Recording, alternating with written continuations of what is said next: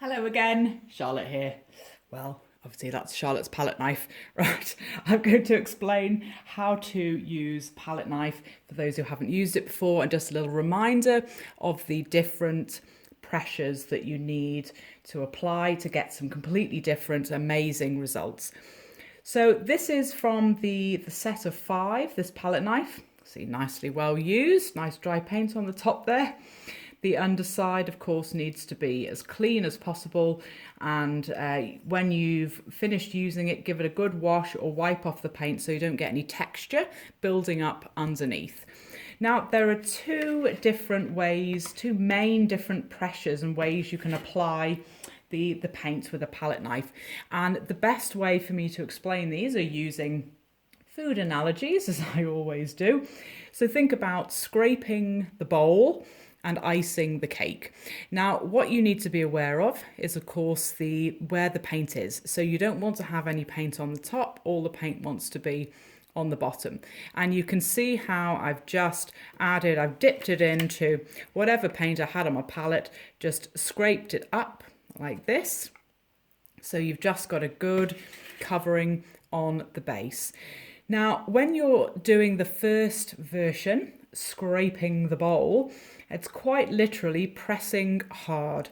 So when I press really hard like that across the canvas, you see how the position of the paint, it's just taking it off the edge there. It's easier to see when it's on white canvas, isn't it? Just taking it off the edge. I've still got a really good block of paint here.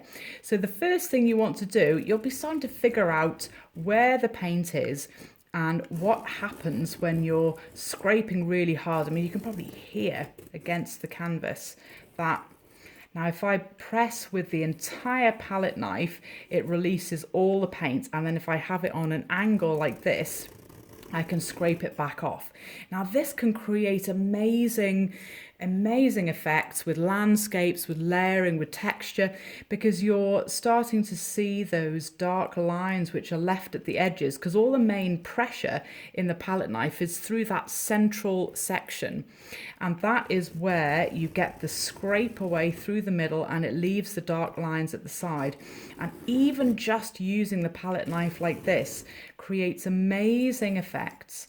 And as you scrape away, you are pushing the paint into the texture of whatever's underneath. So here it's a canvas board, but if you've got a painting underneath or different colors or texture that's already there, you would be scraping the paint really hard over that texture and revealing all sorts of interesting things there.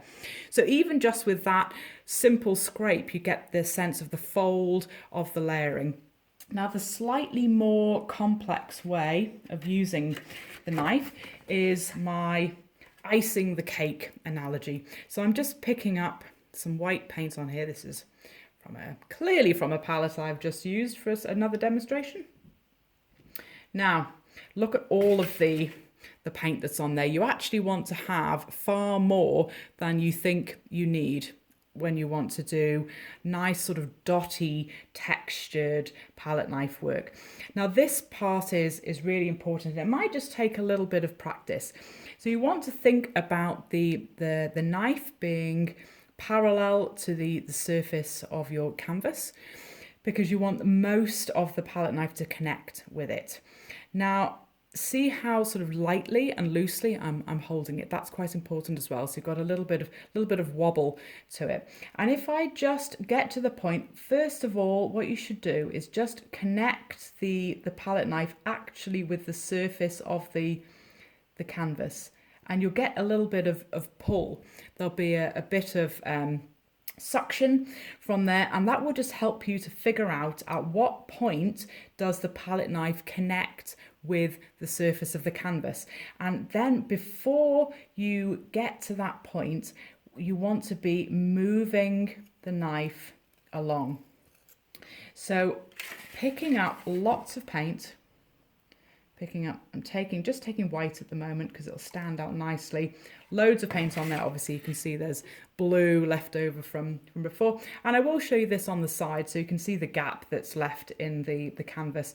But just that sense of just before the knife hits the canvas, then I start moving it, and that's when you get these amazing effects of abstract, three-dimensional sort of look where the little gaps are left. And you can take the paint, the big thick blobs of paint on the canvas, and you can just keep moving them in any direction. And of course you can start varying the pressure when you get comfortable with it to get all sorts of interesting techniques in between, all sorts of interesting effects, I should say. So if I scrape really hard here, you see how the colours that were underneath plus the white that I put over the top is making that amazing sort of smush. And here, all the paint that I've scraped off, I can then put over. Nice light sort of dotty look there. Let's add some red in so you can really see what's happening over the top. I'm just picking up a whole bunch of bright red. Now what works really well with palette knife is when you start to get different layers, you see how the lightness of pressure, the red is just sticking to the very highest lumps of paint. And that is when you get really interesting mixes. Now, oh my goodness, look at that big blob of white. You need to have confidence with loads of paint when you're using palette knife because it just gives so many delicious effects. Look at that. The lovely, lovely gloopy effect. All right, and I can then, because of the red that's still on the palette knife, add that back over the top, just very gently moving the paint around.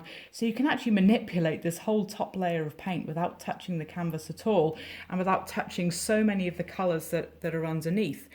Now, when I've got just a little bit of paint there, I can also press quite hard across the canvas and you start getting very similar effects to this but on a much smaller scale. So when it's got a very dry palette knife, you can press really hard, which just scrapes onto the surface of the canvas. So from here, of course, you can scrape away. And when you've got these areas of scraped away paint, you can add those back in over the top and you just get the most delicious results. Honestly, this is just such a gorgeous way to create interesting effects of texture, of abstraction, and it's all to do with varying the pressure. Now, if I just show you this on the side, so if I'm tilting the canvas right down and the palette knife is going to be, having a little bit of trouble with working out which way up that is. So the palette knife is just a little distance away from the canvas before it connects and then makes those little marks. So you have to work out what is the point, where is the point that the palette knife is just about to connect with the canvas, and it's just ahead, it's just a few millimeters away from the surface of the canvas where it connects on, and then from that point you can move the paint around. If you get a big blob like that, absolutely no problem, you can just scrape it to the side, you can move it round, and you get all of these gorgeous dotty effects appearing. And this can be used for landscapes. You can also, of course, you can do plenty of abstract work just with palette knife and a couple of colours. You can also work this into any sort of portraiture. If you're one of my students, you'll know that I do.